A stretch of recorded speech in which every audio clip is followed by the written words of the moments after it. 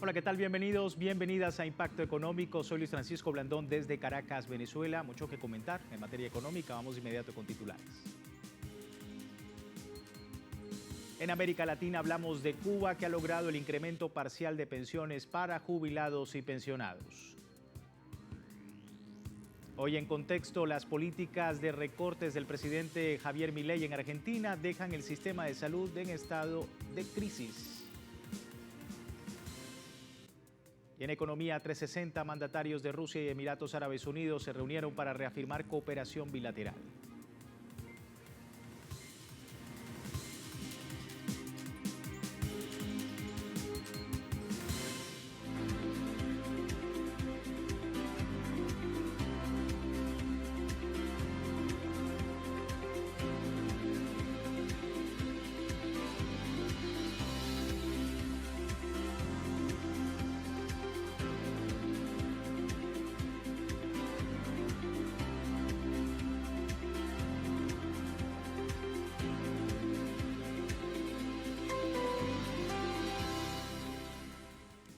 Este miércoles, el Ministerio de Trabajo y Seguridad Social de Cuba confirmó el incremento parcial de pensiones para jubilados y pensionados, una medida que entrará en vigor el 1 de septiembre, pero los beneficiarios van a recibir pagos adelantados desde el 20 de agosto. También se hicieron adecuaciones para Fuerzas Armadas, el Ministerio del Interior, a héroes del trabajo, glorias deportivas, también a científicos e investigadores de prestigio y a combatientes de la lucha clandestina. De acuerdo al director de Seguridad Social del Ministerio del Trabajo, Benito Rey González, la situación actual ha motivado la medida, que ha sido bien recibida por la ciudadanía. Vamos ahora a Brasil. Petrobras, la principal petrolera del país, registró un fuerte crecimiento en sus ganancias desde el primer semestre de 2025. La empresa obtuvo un beneficio neto de 61.861 millones de reales, cerca de 11.423 millones de dólares. Aunque la empresa es controlada por el Estado, sus acciones también cotizan en bolsas internacionales. En el segundo trimestre de este año, la compañía logró revertir las pérdidas que tuvo en el mismo periodo de 2024. En cuanto a la producción, en el segundo trimestre se alcanzó un promedio de 2,32 millones de barriles diarios, aumentando en un 5%. Este resultado se debe a un incremento en la producción de petróleo que ayudó a compensar la caída en los precios internacionales. Petrobras aumentó también sus inversiones en proyectos estratégicos, especialmente las reservas de presal en aguas profundas del Atlántico.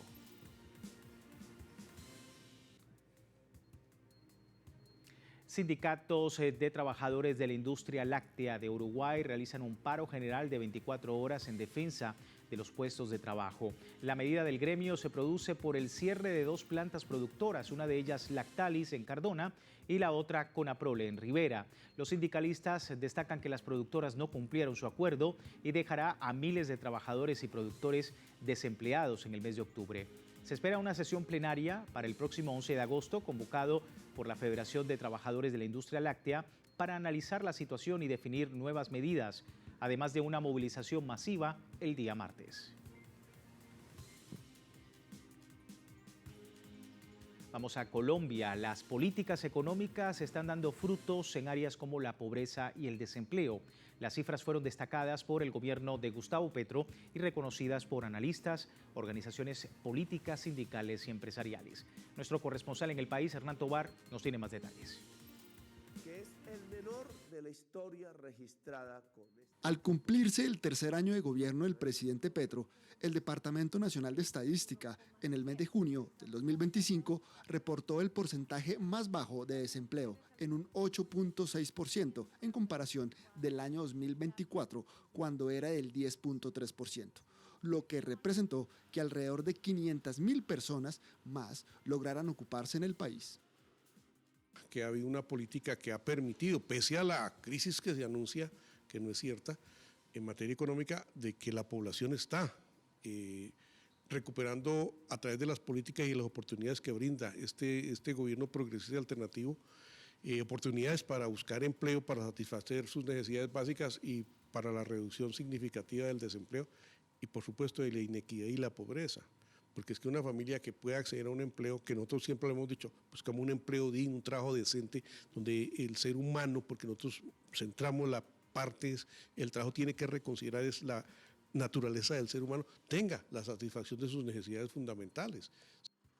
Los sectores que han contribuido a la caída del desempleo son los de servicios, el agro y el turismo, áreas en las que se podrán tener mayor proyección si se continúan las políticas de impulso e inversión, aseguran las centrales obreras. Colombia es uno de los países más inequitativos del mundo. O sea, esa desigualdad es impresionante y esa concentración de poder y riqueza, pero una concentración de poder y riqueza que no se tradujo en beneficio para las mayorías del pueblo colombiano, sino para esa población minoritaria, y que hizo del país lo que se le dio que le quiso dar la gana. Entonces hoy pues, se mira una posibilidad diferente y por eso aspiramos a que en el proceso que se dé la gente mire que necesitamos continuar con este proyecto político para que haya un gobierno alternativo y progresista que se sume a estas iniciativas. Otro de los indicadores que dan cuenta del buen manejo económico y las políticas sociales son la disminución de la pobreza monetaria, que para el 2024 tiene los índices más bajos de toda la historia, lo que representa que al menos 2 millones de personas salieran de esta condición.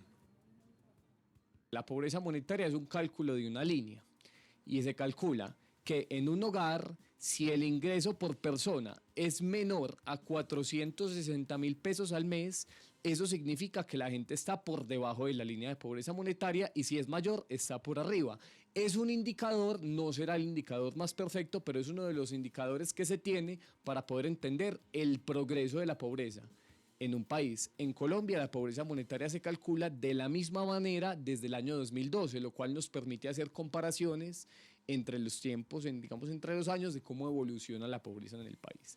Lo que sale en las cifras del DANE y lo que el presidente Petro el día de ayer en la locución presidencial menciona es que hemos llegado a un 31.8% de los hogares que están por debajo de la línea de pobreza monetaria, que es el menor registro de pobreza monetaria desde que esto se calcula en el año 2012 y que representa un avance estratégico e importante en cómo evoluciona Colombia en términos de la pobreza. Para los analistas, la política económica impulsada por el Ejecutivo ha logrado avances significativos. Se suman datos importantes como la baja de la inflación, que se ubica en el 4.82% para el mes de junio de este año, la cifra más baja desde el 2021, mientras que se mantiene el aumento considerable del salario mínimo, que ha oscilado entre el 9.53% y el 16%. Hernán Darío Tobar Gaitán, Telesur, Bogotá, Colombia. Con estos datos en Colombia vamos a una pausa. Al regreso, nuestro contexto, políticas de recortes del presidente de Argentina, Javier Milei, que están dejando al sistema de salud en estado de crisis. Ya regresamos.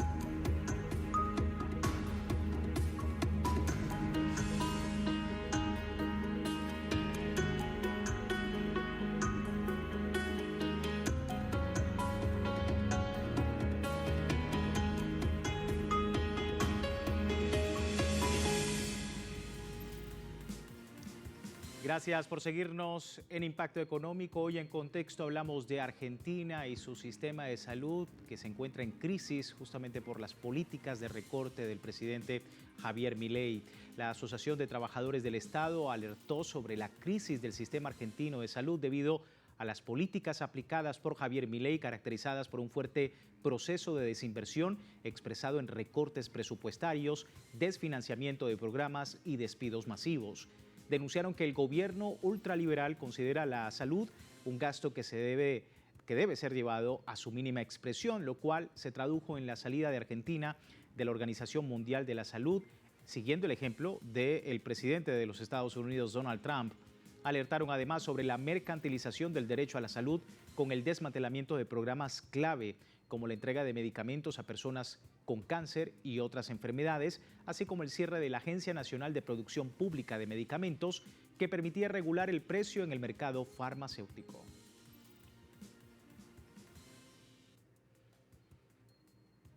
Y al mismo tiempo, la administración de Javier Milei ha continuado con el desmantelamiento del Estado y ha ordenado el cierre de institutos de salud, de vialidad y tecnología, generando descontento y manifestaciones en el país.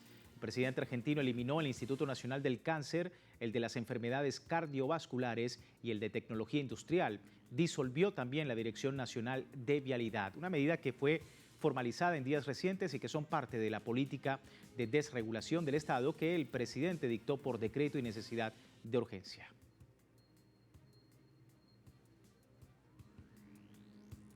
Y es que los ciudadanos en Argentina se han visto fuertemente afectados por los recortes a la atención médica. Medios locales reseñan que desde que asumió el cargo en diciembre de 2023, Milei ha recortado el presupuesto de salud en un 48% en términos reales. Además, su administración despidió a más de 2.000 empleados del Ministerio de Salud, incluyendo 1.400 en tan solo unos días en enero. Y ante esta crítica situación se ha registrado una ola de protestas en Buenos Aires, protagonizadas por personal médico, administrativo y los ciudadanos. Trabajadores del Hospital Garrahan, el principal centro pediátrico público de Argentina, protagonizaron recientemente una masiva protesta en Buenos Aires para denunciar la grave situación que atraviesa el sistema de salud. Nosotros somos un hospital de referencia en la región y hoy quieren desfinanciar la salud pública y perjudicar a toda la sociedad, en especial a los que no cuentan con una cobertura médica o con una obra social. Cabe destacar que los pacientes que padecen cáncer perdieron el acceso a su tratamiento en marzo de 2024, cuando el presidente suspendió una agencia federal conocida como DATSE, que pagaba sus costosos medicamentos. Yo no elegí tener cáncer. No elegí que esta enfermedad tenerla. Y en realidad vale mucha plata. Y por más que tenga trabajo y que esto no la puedo sustentar porque vale 21 millones de pesos cada frasquito de medicación que dura un mes. Y nada, lo que esperaba era que el Estado me pueda dar una mano y el Estado nos abandonó totalmente. Recientemente, el presidente Javier Milei vetó una ley que ampliaba las protecciones para las personas con discapacidades. Estamos pasando por una crisis a nivel financiero. Todas las prestaciones están en peligro. Cuando hablamos de prestaciones hablamos de hogares, centros de día, escuelas, todo lo que es la parte de terapias. Están en riesgo de no tener su continuidad. Desde que asumió el cargo a fines de 2023, Milei ha rechazado sistemáticamente cualquier intento de aumentar el gasto público, repitiendo el lema "no hay dinero", en respuesta a las demandas de restablecimiento de subsidios o ayudas.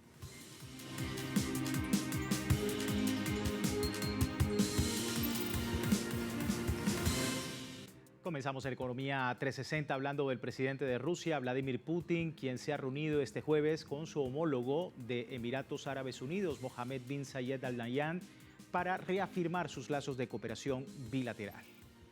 El encuentro tuvo lugar en el Salón San Jorge del Kremlin, con una ceremonia oficial de bienvenida para el presidente Mohammed bin Zayed Al Nahyan y las delegaciones de ambos países. Durante la visita, ambos líderes discutieron la cooperación en diversas áreas, incluyendo la política internacional, la seguridad en Oriente Medio y las relaciones económicas y culturales. El presidente de Rusia, Vladimir Putin, destacó la importancia de las relaciones bilaterales, señalando que las inversiones rusas en Emiratos Árabes Unidos superan casi el doble de las emiratíes y que la cooperación en inversión, educación y cultura está en crecimiento. Ambos mandatarios acordaron fortalecer su colaboración en plataformas internacionales como la ONU, BRICS y la Unión Económica Euroasiática, con la intención de aumentar el comercio bilateral, que actualmente alcanza los 11.500 millones de dólares, y duplicar esas cifras en 5 años. La visita fue considerada un paso importante para consolidar los lazos entre ambos países y explorar nuevas oportunidades de cooperación. Bueno, la Organización Mundial de la Salud ha alertado sobre la crisis humanitaria en Sudán, que enfrenta crecientes casos de hambruna infantil. El órgano internacional advirtió que unos 770.000 niños menores de 5 años podrían sufrir malnutrición aguda tras 2 años de guerra civil y donde ya se han declarado la hambruna en varias regiones. Según el informe del ente, la población en algunas regiones está alimentándose con comida para animales. Explicó que los problemas financieros de la agencia están afectando su capacidad para asistirla. Ha dicho que en el primer semestre del año se ha tratado a 17.000 niños sudaneses con complicaciones derivadas justamente de la malnutrición severa. Y el Banco Central de Turquía reportó el aumento de la inversión financiera y el alza de precios de monedas extranjeras en el país. La entidad financiera informó que tras una caída en la reserva bruta de divisas en el mes de marzo, desde mayo y hasta julio se registra un incremento en inversiones extranjeras en esa nación. Y desde mayo, las reservas en divisas aumentaron a más de 171.000 millones de dólares. El gobierno turco mantiene la lucha contra la inflación, ámbito en el que avanza con éxito, tras registrar una baja del 33.5% en comparación al año pasado. China continúa su crecimiento económico registrando un alza superior a las previsiones para todo el año, lo que demuestra su resiliencia frente a la guerra arancelaria impuesta por Estados Unidos. Mientras economías del sistema neoliberal se están desindustrializando, China sigue registrando un crecimiento industrial sostenible, generando empleo y exportaciones con su plan de la franja y ruta. Esta estrategia busca, a través de la cooperación con otros países, generar crecimiento para su economía y la de sus aliados comerciales, abriendo al país a inversiones extranjeras. Una fórmula distinta de hacer política mediante la solidaridad, la amistad y el respeto a la autodeterminación de los pueblos. La modernización tiene un papel clave en este proceso, buscando nuevas tecnologías para impulsar el crecimiento, eliminar el hambre y proteger, sobre todo, el medio ambiente. Seguimos en China. El gobierno asignó 142 millones de dólares de ayuda financiera a diferentes regiones para atender las recientes crisis por desastres naturales registrados en el país. Los fondos fueron canalizados de varias maneras para apoyar los esfuerzos de ayuda en las inundaciones y en regiones como Beijing, Hebei, Mongolia Interior y Guangdong, incluidos subsidios para la replantación de cultivos y la reparación de instalaciones agrícolas. Los fondos también fueron utilizados para apoyar los esfuerzos de ayuda en sequías para Shandong, Henan, Hubei y otras regiones a través de la entrega de subsidios para labores de fertilización, conservación de plántulas, riego y perdoración de pozos. Los fondos fueron asignados por el Ministerio de Hacienda, el Ministerio de Agricultura, Asuntos Rurales y los Ministerios de Recursos Hídricos. El fabricante japonés Toyota Motors Corp alertó que sus ganancias han caído 37% debido a los aranceles impuestos por Estados Unidos. La empresa Toyota informó que el gravamen del 15% aplicado a las exportaciones ha reducido sus ganancias operativas en 3.000 millones de dólares. Agregó que el impacto se vio agravado por un tipo de cambio desfavorable y costos operativos adicionales, pese a las estrategias de ahorro y mejora de eficiencia. Entre tanto, analistas de la bolsa advierten que Toyota es uno de los fabricantes más expuestos a las nuevas políticas arancelarias de los Estados Unidos.